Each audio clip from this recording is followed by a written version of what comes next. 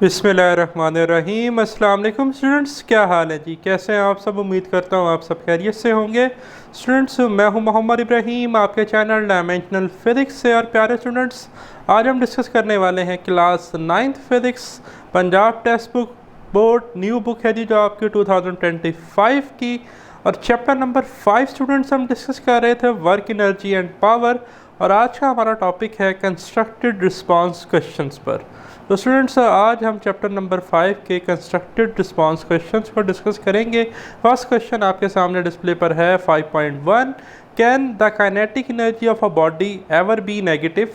क्या kinetic energy किसी भी बॉडी की नेगेटिव हो सकती है? तो प्यारे बच्चों, आंसर है नो। रीज़न ये है कि काइनेटिक एनर्जी स्केलर क्वांटिटी है, पहली रीज़न।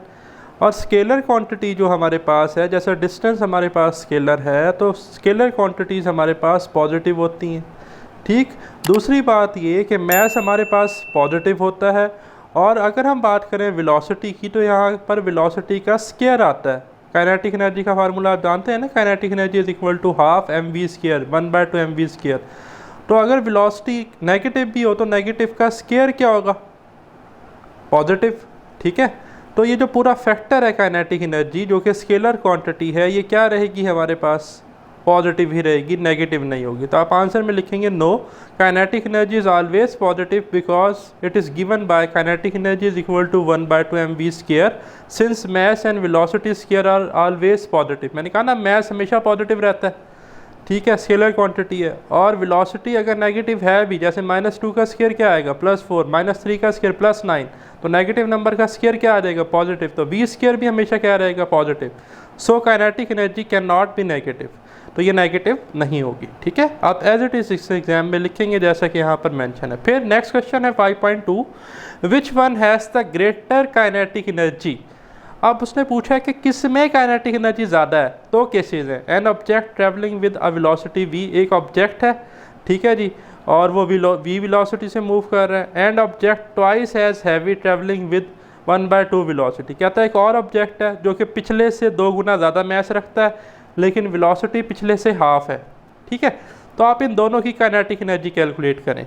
अब जो फर्स्ट केस है उसमें मैस m है, वेलोसिटी v है। और जो सेकंड केस है उसमें मैस हमारे पास 2m है और वेलोसिटी 1/2 v है। तो काइनेटिक एनर्जी का फार्मूला सेम जो हमने ऊपर यूज़ किया, kinetic energy is equal to 1/2 mv square for the first object. Kinetic energy 1 कैसे लिखेंगे? 1/2 कॉन्स्टेंट है, 1/2 सेम रहेगा।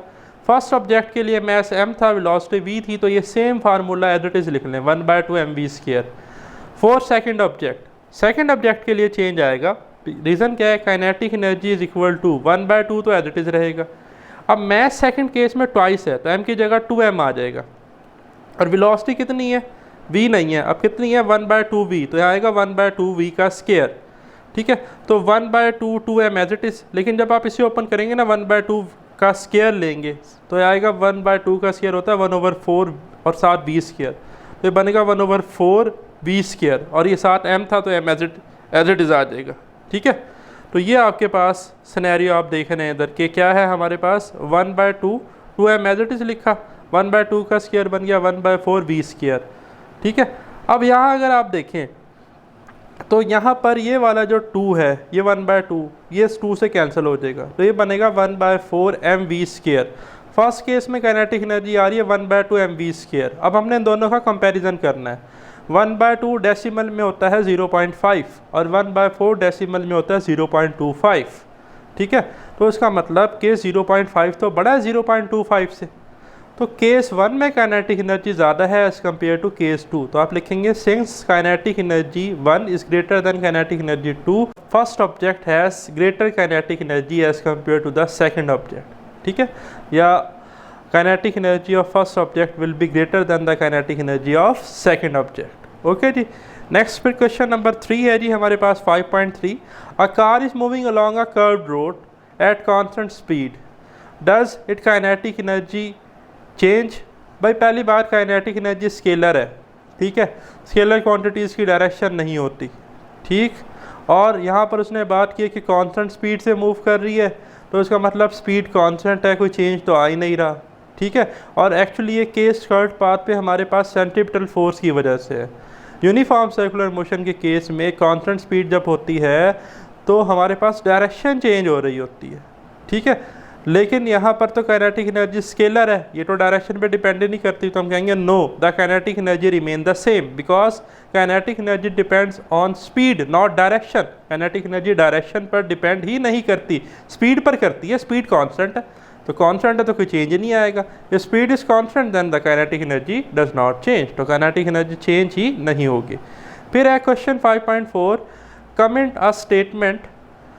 एक स्टेटमेंट है, उस पर लिखा है जी उसने कि आप कमेंट करते हैं कि an object has 1 जॉल of potential energy. एक ऑब्जेक्ट है और उसके पास 1 जॉल है पोटेंशियल एनर्जी, ठीक है। तो इसका क्या मतलब है? इसका सिंपल मतलब है कि उसके पास एबिलिटी है 1 जॉल वर्क करने की। 1 joule of potential energy means the object has the ability to do 1 joule of work due to its position or height.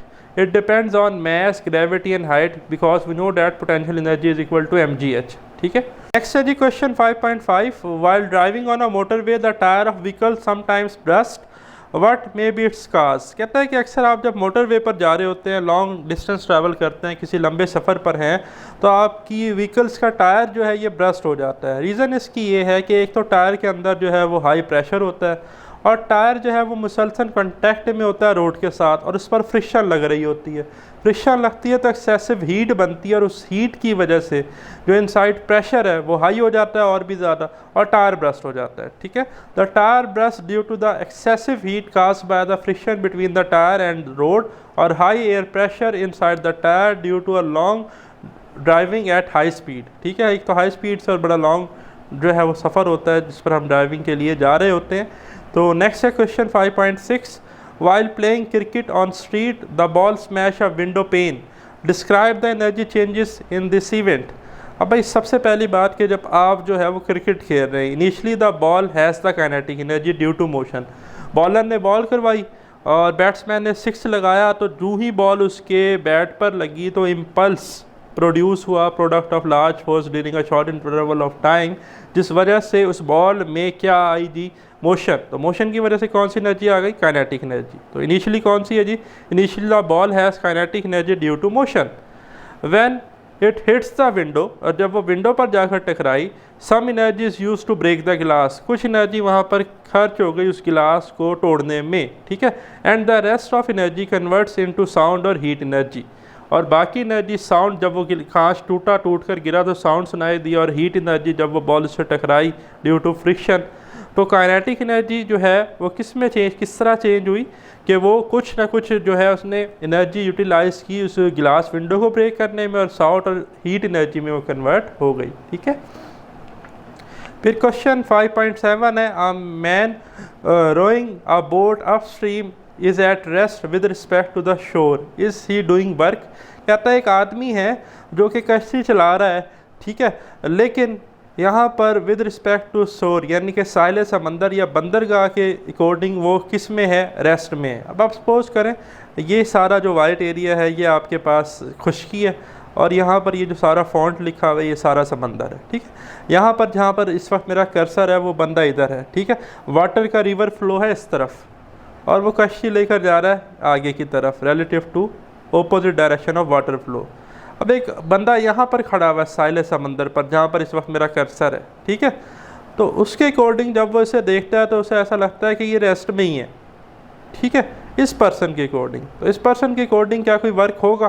कोई वर्क नहीं होगा, क्योंकि इसके मुताबिक रेस्ट में इसका डिस्प्लेसमेंट ही क्या है? 0। No work is done only when there is a displacement in the direction of force, ठीक है।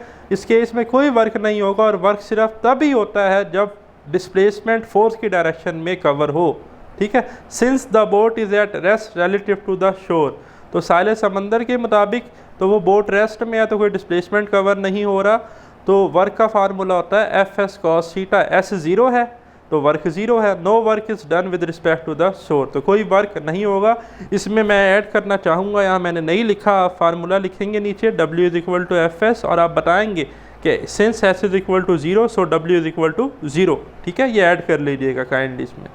फिर नेक्स्ट है जी, a cyclist goes down hill from the top of a stepped hill without pedaling and take it to the top of the next hill। Question 5.8 है जिसमें उसने कहा है एक तो आप डायग्राम ड्रा करें, दूसरा आप एनालिसिस करें काइनेटिक एनर्जी और पोटेंशियल एनर्जी का।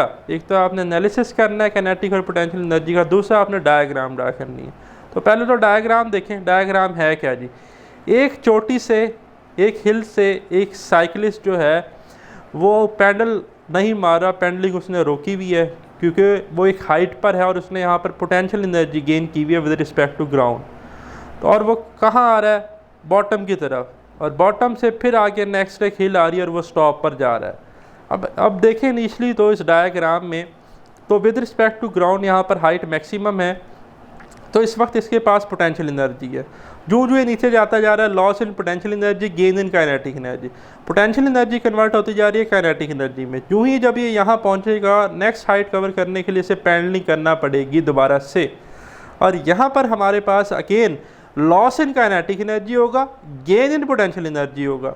लॉस इन काइनेटिक एनर्जी कैसे, जूझ ऊपर जाएगा स्पीड थोड़ी कम होना शुरू होगी और पोटेंशियल एनर्जी स्टोर होना ज़्यादा शुरू हो जाएगी। तो एनालिसिस क्या है, at the top of the first hill the cyclist has the maximum potential energy due to maximum height, as he move down hill potential energy में लॉस आ रहा है, loss in potential energy, gain in kinetic energy. तो हम लिखेंगे potential energy converts into kinetic energy when climbing the next hill, जब ये next हिल चोटी पर चढ़ने की कोशिश करेगा, kinetic energy converted into potential energy, energy transforms but remains conserved. और ये law of conservation of energy को भी खूबसूरती से यहाँ पर बयान किया गया है कि आप देखेंगे पोटेंशियल एनर्जी काइनेटिक में चेंज हो रही है, काइनेटिक दोबारा पोटेंशियल में चेंज हो रही है, लेकिन यहाँ पर एनर्जी ट्रांसफॉर्म हो रही है लेकिन टोटल एनर्जी कंजर्व्ड है, कांस्टेंट है, और इसी को हम कहते हैं law of conservation of energy. ठीक है, फिर लास्ट क्वेश्चन है जी हमारे पास 5.9, इज टिम्बर और wood a renewable source of heat energy? Comment yes. Reason क्या है यस की, टिम्बर और wood is a renewable because trees can be replanted and grown again. Trees हम दोबारा उगा सकते हैं ना, उन्हें बड़ा भी कर सकते हैं, लेकिन शर्त ये है कि हम डिफॉरेस्टेशन ना करें, एक प्रॉपर लैंड हो जहाँ पर हम बार बार ट्री उगाएं, कट जाएँ तो नए सीड्स वगैरह डालें और दोबारा से उसे ग्रो करें। However excessive deforestation without replanting can make it unsustainable, और अगर हम जो है काट लिए दोबारा ना उगाएं तो वो हमारे लिए जो है जी फिर बेहतर नहीं होगा, हमारे अपना ही नुकसान होगा। ठीक है, तो इस शर्त पे रिन्यूएबल है कि हम इन्हें रीप्लांटेड करते रहें। ठीक है, तो ये था स्टूडेंट्स हमारा आज का लेक्चर। अपना ख्याल रखिएगा, मुझे दें इजाज़त, अल्लाह हाफिज़।